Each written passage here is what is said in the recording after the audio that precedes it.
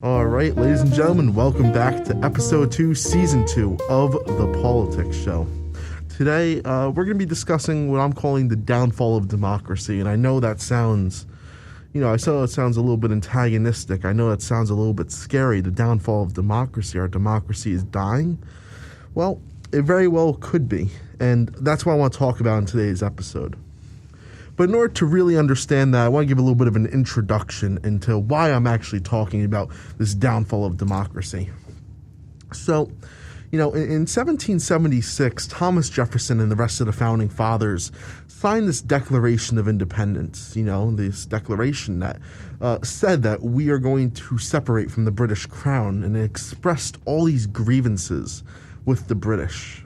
But perhaps one of the most important parts of this declaration was in this philosophical line, wherein Thomas Jefferson wrote, "All men are created equal, that they are endowed by their Creator with certain unalienable rights, that among these are life, liberty, and the pursuit of happiness. Those rights of life, liberty, and the pursuit of happiness, paired with free and fair elections, are the touchstone of the American democracy. Though in recent decades, that touchstone has been eroding to the winds of an ever-expanding autocratic executive." That's something to worry about. And in today's episode, that's what I plan on looking at. We have a chance to turn us around this upcoming election, because I fear that the Trump administration has been exacerbating that the eroding checks and balances. He exacerbates that process of erosion. So while Joe Biden might continue it, he won't exacerbate it. So that's what I aim on talking about in today's episode. But in order to truly understand that, there's two terms I feel like we need to have a firm grasp on what they mean. And those two terms are liberalism and democracy. Now, let's begin with liberalism. When we discuss this term liberalism, you may think of it being used by the president or other members of the GOP as an insult of their Democratic colleagues. Oh, you're a liberal. It has this connotation, this association with, liberal snowflakes and people who have microaggressions and people who can't handle facts and logic, as someone like Ben Shapiro would say. But that's exclusive to American politics. In fact, it was only really coined as an insulting term under the Ronald Reagan and George H.W. Bush administrations. It was exacerbated under H.W. Bush, but it was to attack their ideological enemies. Now we can go into that whole paradigm and that whole history of the Reagan and Bush era, but that's not what we're going to be talking about today. What we are talking about is the definition of liberalism. What does liberalism actually mean? In a non-American lens, what does the word liberalism mean? And, speaking in terms of what it actually means in philosophical terms, it's this idea of granting everyone with liberty. It's that idea of everyone is endowed with their Creator of life, liberty, and this pursuit of happiness. An individual is free to do as they please, right? And that's the blanket statement. Think of it almost like the American libertarian ideology. You're allowed to say whatever you want, free speech. You're allowed to practice whatever religion you want, freedom of religion. If you have a grievance with your government, you're allowed to redress those grievances and petition and assemble to have the government redress those grievances. Liberalism also advocates free marketism, and that the free market will self-correct and create wages and prices by itself by creating this price point of equilibrium, and that there should be little to no government intervention. And, on that notion of government intervention, liberals advocate for limited government. The government should not intrude upon the private life of the citizens. The government serves to protect the people from foreign invasion. Some liberals wouldn't even go as far to say that the government serves to act as a mediator in terms of legal suits. That's what some liberals believe. Now, again, the philosophical term of liberalism differs from the American term of liberalism. The American term of liberalism is associated with Democrats. is associated with progressives and socialists and moderate Democrats and generally the left wing in America. But that's not necessarily the case. It's more so a libertarian ideology in America.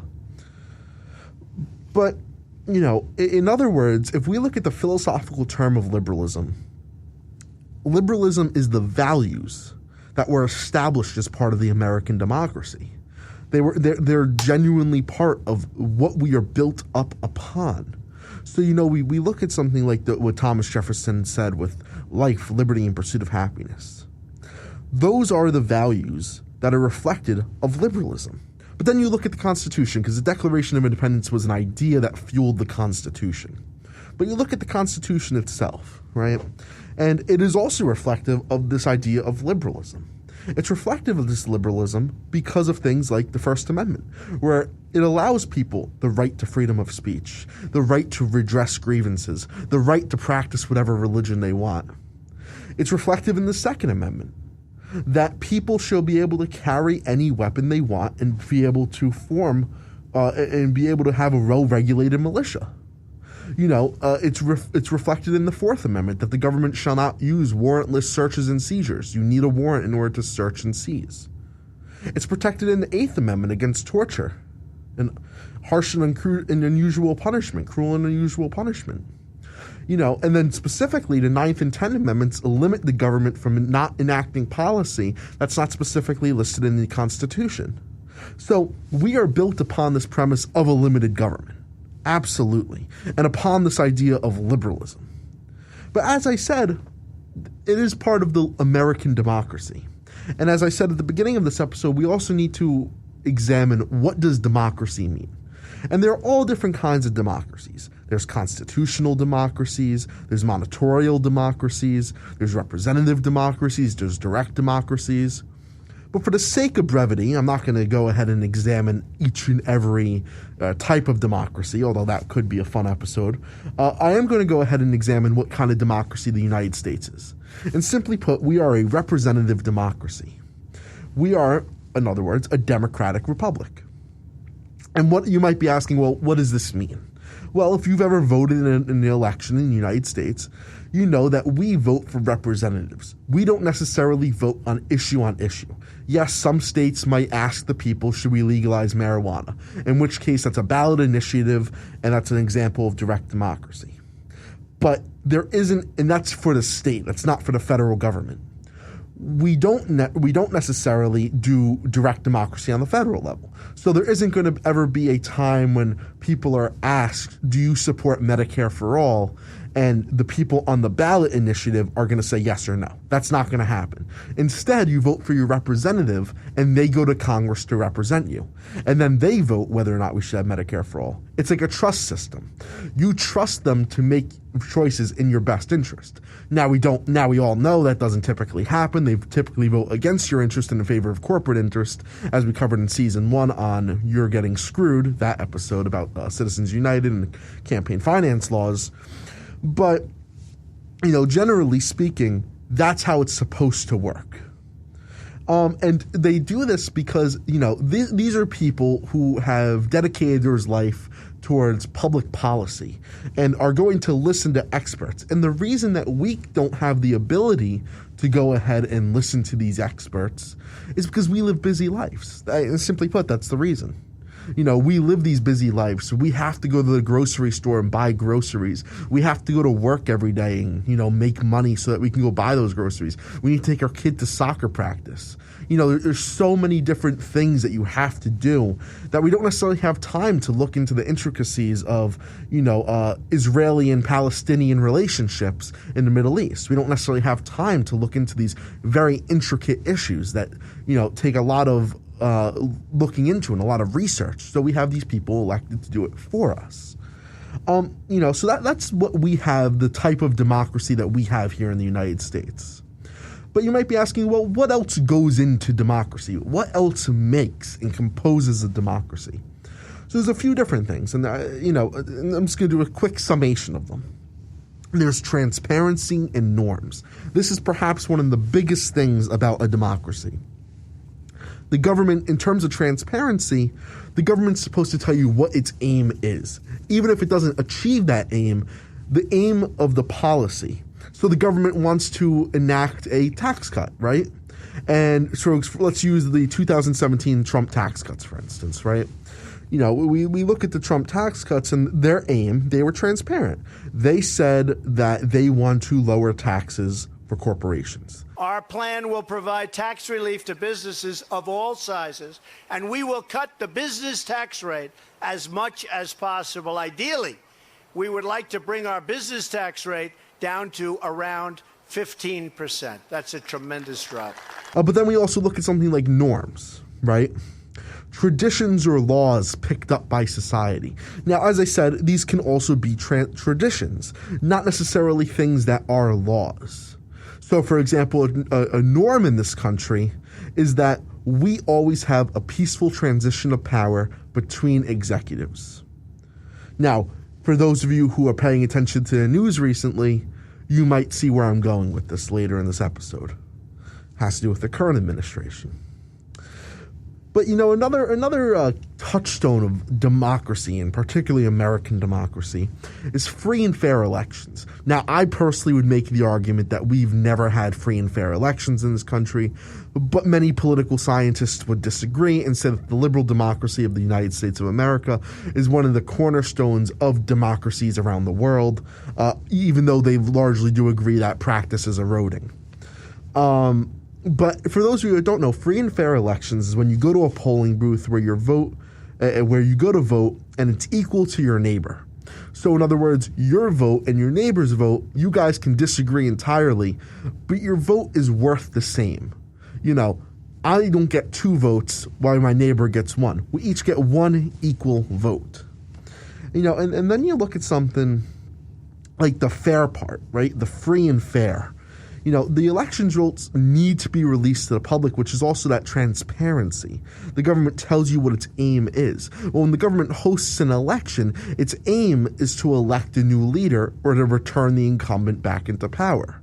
So as part of that transparency, they need to tell the public who won the election. And another part of free and fair elections is that anyone can vote. Now, this is where it gets tricky, and this is why I would classify that we don't really have free and fair elections, because we don't allow ex-felons to vote in some areas. We don't allow people that aren't registered to vote. So, you know, there's a lot of different variety in terms of the restrictions on who can and can't vote, which is what I would argue we aren't really free and fair elections. But, you know, as I said, political scientists would disagree.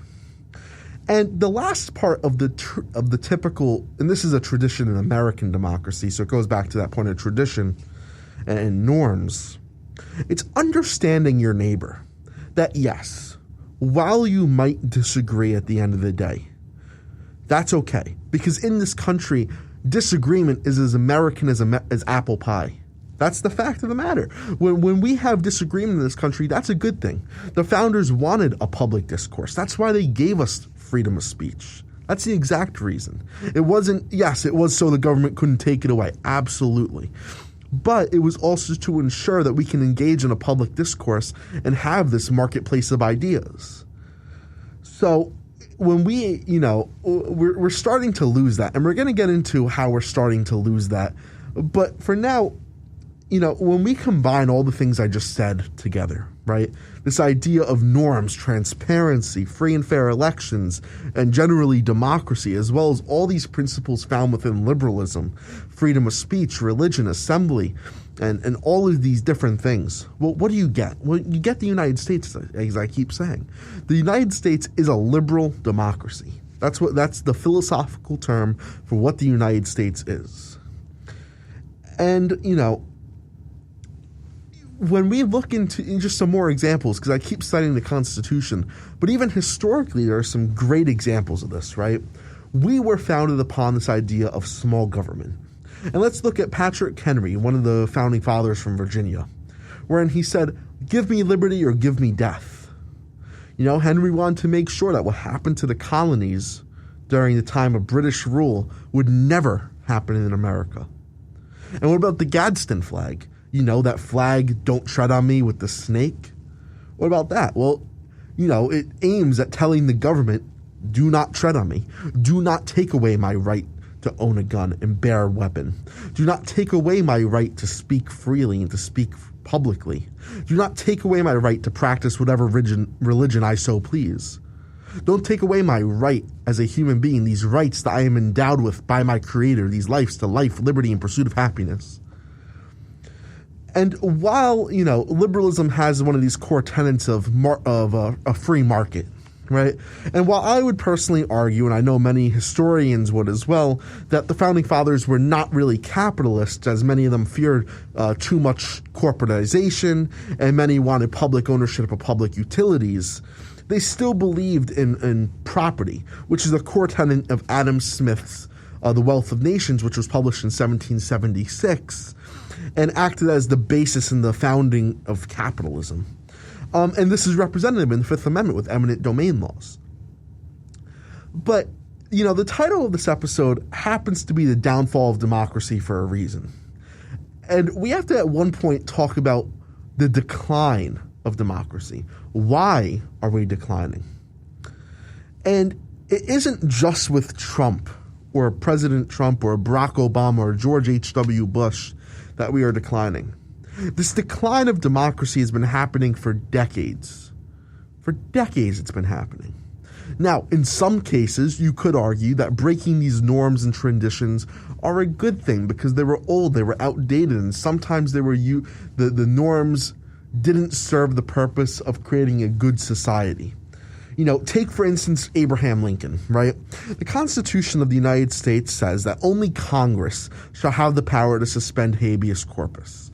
Well, during the Civil War, Abraham Lincoln was actually suspending habeas corpus because Congress granted him the power to suspend habeas corpus. In fact, the president still has the power to suspend habeas corpus at any time he chooses.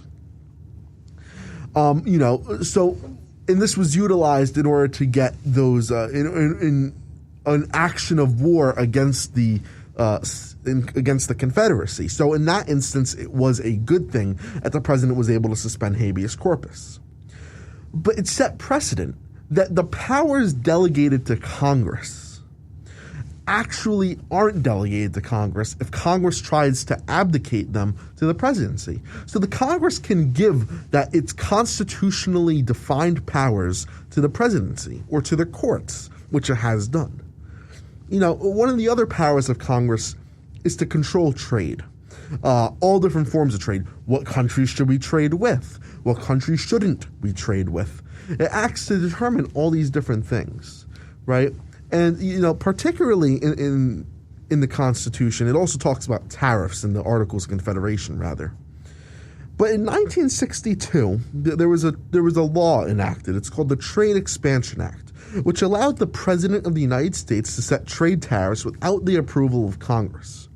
But again, the Constitution demands that Congress be the one to set the tariffs.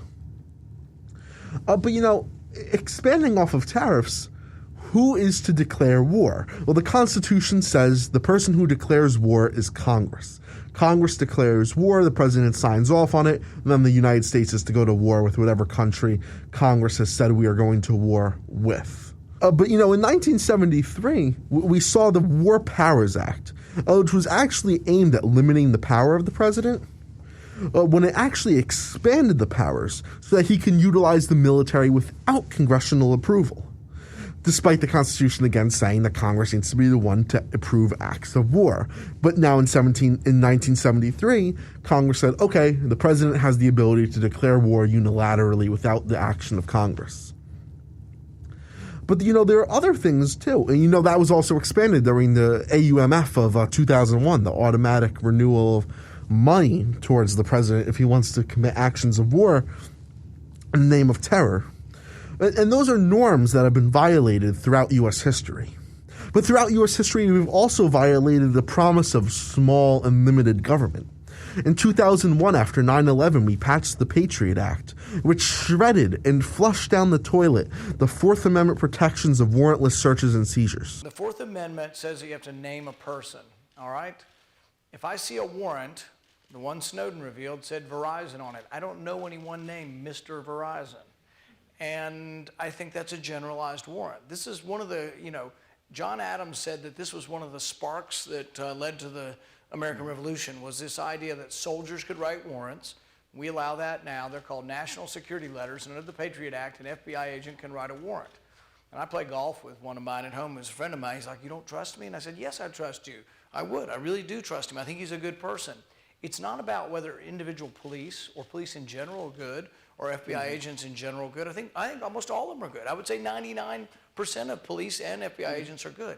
It's about restricting the law so bias can't enter into it. So now if you are suspected of any criminal or terroristic action, the government has the ability, without a warrant given by a judge in the name of the law, to go ahead and search and seize whatever they want. And we can get into a whole different discussion about, whether or not you actually get the stuff seized back. But that's brazenly unconstitutional. That's a clear violation of the Fourth Amendment protections against warrantless searches and seizures. That's big government. What about DOMA, the Defense of Marriage Act, which in 1996 enabled states to refuse same-sex couples? A principle of liberalism would say that you are to marry whoever you want to marry, whether that be gay, straight, lesbian, whoever you want to marry, you are able to marry that person. Government said no. The United States said no. What about the endless wars that we based upon the notion that the West is the best, and not recognize whole groups of people based on the color of their skin as sovereign? We see them as barbaric. What about that? That's big government. We want to intend to spread our principles throughout the world. What about Guantanamo Bay? That's shredding up, similar to the Patriot Act, shredding up Fourth Amendment protections, as well as Eighth Amendment protections against cruel and unusual punishment. Now, you might mention that I haven't really spoken about the Trump administration as of yet. And that's perhaps because they have done more damage to the fabric of an already decaying democracy than any other administration, and they're teetering on the edge of autocracy. Throughout American history, we've been building up to this point. And with strongman Donald Trump taking office, the fact of the matter is, we are on that edge. He's violated these liberal principles, right? Let's talk about freedom of religion, right? By self-admission, by both Trump and Rudy Giuliani, who was the advisor to the specific point of public policy, Trump and Giuliani wanted to ban predominantly Muslim countries from entering the U.S. By self-admittance, they were majority Muslim countries because they were majority Muslim, not because they were dangerous, because he was an Islamophobe and didn't want these people coming into this country. That was by self-admitting. Giuliani said that while on Fox News during an appearance. When he first announced it, he said Muslim ban. He called me up. He said, put a commission together. Show me the right way to do it legally. He said that. Trump called him one day asking if there was any legal way to do this. And Giuliani crafted that policy. Now, ultimately, it was turned down in the Supreme Court. But the very notion that it was at one point considered to become a public policy should be intimidating, should be scary, because, by the very fact, it violates that liberal principle. But what about inflaming hatred, right? Before I was talking about this democratic principle of understanding that your neighbors are going to have disagreements with you. And that's okay, because disagreement is that of apple pie. Is American as apple pie. Well, he incites hatred. He says that Democrats want to destroy this country, want to bring socialism to America, want to bring Venezuela to America, want to bring North Korea to America. And what about the time he retweeted, that the only good Democrat is a dead Democrat? What about that?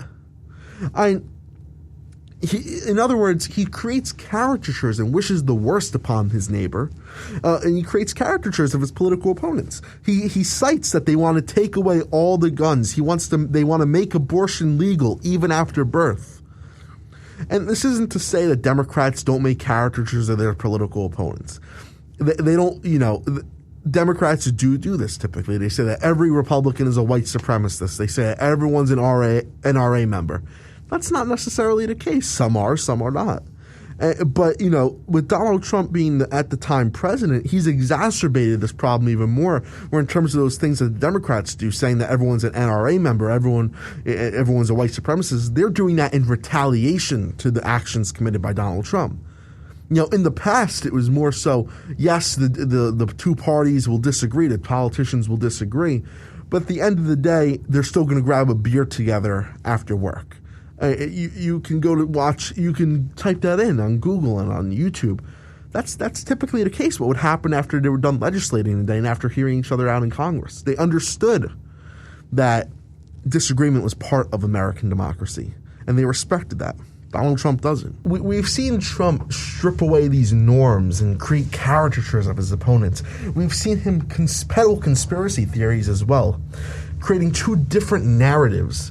One is based on truth and reality, and frankly, the other one's not. Just the other day, so for those of you that don't know, this past Thursday, 2 days ago at the time of recording, I'm recording this on Saturday, the 17th. For those of you that don't know, there was supposed to be a debate between Joe Biden and Donald Trump. Donald Trump pulled out of the debate, partly because the debate was going to be virtual because he had COVID, and then decided all of a sudden he was fine, probably still contagious, but it was whatever, right? He was supposed to debate, they couldn't, so they had two town halls instead. Trump was on a town hall on MSNBC hosted by Savannah Guthrie. And on this town hall, he was asked to denounce QAnon. And the reason he was asked to denounce QAnon was because he retweeted a conspiracy theory from QAnon. Now, for those of you that don't know who QAnon is, QAnon heinously argues, and I need to stress, I do not believe QAnon whatsoever. This is an absolute conspiracy theory that's peddled by a minority section of Republicans, as well as the President of the United States. And, he heinously argues that Democrats are Satan-worshipping cannibals who operate child sex trafficking rings. And it was beyond pitiful that the President of the United States was unable to denounce it. And you might be asking, well, what was his response? Did he say, I need to look into it, I need to, in order to talk about it? Because he did say he doesn't know much about it, right? This is what he said. He said, well, the left has Antifa. Well, sir, those are not even close. Those both aren't apples. That's not even apples and oranges. That's an apple and like a tank. There's no similarity to what you're talking about whatsoever. When you say, there's two, the left has a conspiracy and the right has a conspiracy, Antifa is not trying to say that Donald Trump runs a child sex trafficking ring. That's not the goal. But even let's say it was. Joe Biden is denouncing Antifa. Joe Biden continually denounces any property damage, any physical damage, any violent damage done by Antifa at any of the protests that's been happening throughout since June or May. And the other day, and I mentioned that he was asked about this because he retweeted a conspiracy from QAnon. And the QAnon conspiracy said that Obama and Joe Biden had SEAL Team 6 killed because Osama bin Laden is still alive. To a sane person, that sounds like the most illogical thing in the world. The President of the United States was unable to denounce that. The President of the United States. As Savannah Guthrie said, this isn't your crazy uncle. This is the President of the United States. That's pathetic. That, just the thought that he wasn't able to denounce that is so awful. And it shows that he really does enjoy creating these caricatures of your opponents. There's no Democrat that would ever accuse a Republican of something like that, because that's not how politics is supposed to work. And I think this is exclusive to this Trump era, and that's what makes it exclusively scary. Another one of our norms is that since George Washington up until FDR, each president would only serve 2 terms. This wasn't a law, this was a tradition. It was started by George Washington. In fact, when George Washington wanted to resign, many people wanted him to stay. such as Alexander Hamilton, such as the Federalist Party. They wanted George Washington to stay in power. He didn't, and stepped down after 8 years. Jefferson, Madison, they had 8-year terms. They stepped down because of the tradition that George Washington set. There was no law mandating it. It wasn't until FDR and during World War II that a president would go on to serve more than 2 terms. As a result, Republicans at the time, rightfully so, created a law saying that the president could only serve for 2 terms, a total of 8 years. Throughout President Trump's term, he claims to be joking, but at this point I'm unsure, that he wants to serve a 3rd or a 4th term. You know, there's that infamous Times magazine cover of showing Trump-Pence 2016, Trump-Pence 2020, Trump-Pence 2024, Trump-Pence 2028, Trump-Pence 2032, and so on. That's a scary precedent. You know, he praised Xi Jinping, the Chinese president, when they abolished term limits in China. That is scary, and it seems to be cuddling next to autocrats around the world, such as Xi Jinping. And perhaps the most scary thing about President Trump has to do with what he said and has been saying since July. Trump has been unable to commit to a peaceful transition of power, and that should shake everyone to their core. So the first time he uttered this was on July 19th, where he was asked if he'll accept the transition in the election results. And he said, "I have to see. No, I'm not going to just say yes. I'm not going to just say no." I didn't last time either. When I heard Trump say that, my instinct was, oh, okay, this is just Trump being Trump. This is just Trump being Trumpian, and he's just saying stuff and bloviating and just speaking out of his butt, right? But the fact of the matter is, then the debates happened. The debate happened on Tuesday, September 29th. And he said this: "If I see tens of thousands of ballots being manipulated, I can't go along with that. It's going to be the biggest rigged election the United States has ever seen," to paraphrase from him. But the truth is, voter fraud in this country is not very big, right? It doesn't happen that often. Trump likes to say it happens often. The fact of the matter is, and the truth is, a study conducted from 2000 to 2012 by the Brennan Center for Justice found anywhere from a 0.0003 to a 0.0025% voter fraud. In fact, in 2016, when there was voter fraud incidents, the only reason those existed was because Republicans wanted to see if they can do it. I believe there were 3 instances of voter fraud in 2016. Now, the argument from the right, and typically people like Lindsey Graham, is that, well, you know, dead people are registered to vote. But those are 2 completely different things. A dead person isn't going to show up to the polls. In some states, you need to forge your name, and you're not going to be able to vote twice then, because you have to go to that same polling place.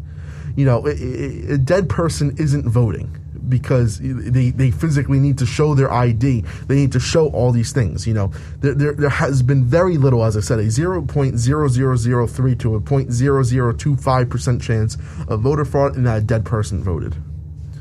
So it doesn't really happen in the United States. And that Trump also keeps saying that he won't believe it if he doesn't win. He said the other day at a rally in Iowa that if I don't get Iowa, I won't believe that one. He said so many times that it's going to be rigged. The biggest rigged election he's ever seen. Or that yesterday he did a rally in Florida with Governor DeSantis and as he called Rick Gates, or his real name was Matt Gaetz. He was with Matt Gaetz and Governor Ron DeSantis in Florida. And at this rally, he said that he jokingly in quotes, said he was going to find a way to fire DeSantis if he loses. That's voter intimidation. I don't know what to tell you other than that. He encourages his voters to go to these polling places and observe and act as poll watchers, when in fact the federal government actually employs people to be poll watchers. But that very notion of having a Republican or Democrat, it doesn't matter, putting your party preferences aside. If you have a Republican or if you have a Democrat going to watch the polls, especially if they're wearing the merchandise and the representing that certain candidate. So if you have, in this instance, Trump supporters going to the polls wearing their MAGA hats, those red caps, well, that's voter intimidation.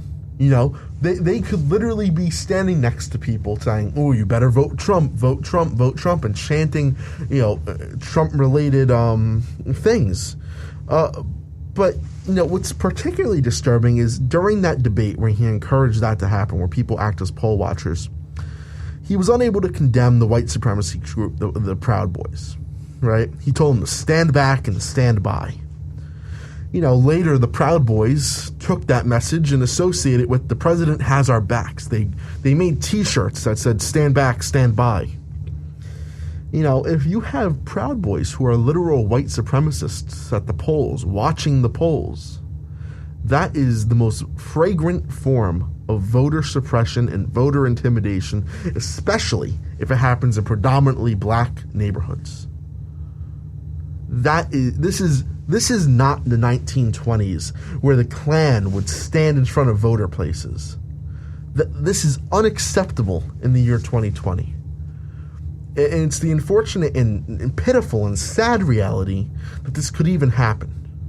That he is encouraging this to happen because democracy, forget about the liberal side of democracy. Forget about the rights granted within the American democracy. Forget about the freedom of religion. Forget about the freedom of speech. Let's say your democracy only had to do with voting, right? He is intimidating that very action from occurring. He is encouraging his supporters to incite fear and intimidate in the same way he has. The only good Democrat is a dead Democrat. That's what he retweeted. That very well could be what he believes. We're witnessing Democratic backsliding happening right in front of us. And this should be beyond scary. Beyond scary. I don't see eye to eye with Joe Biden.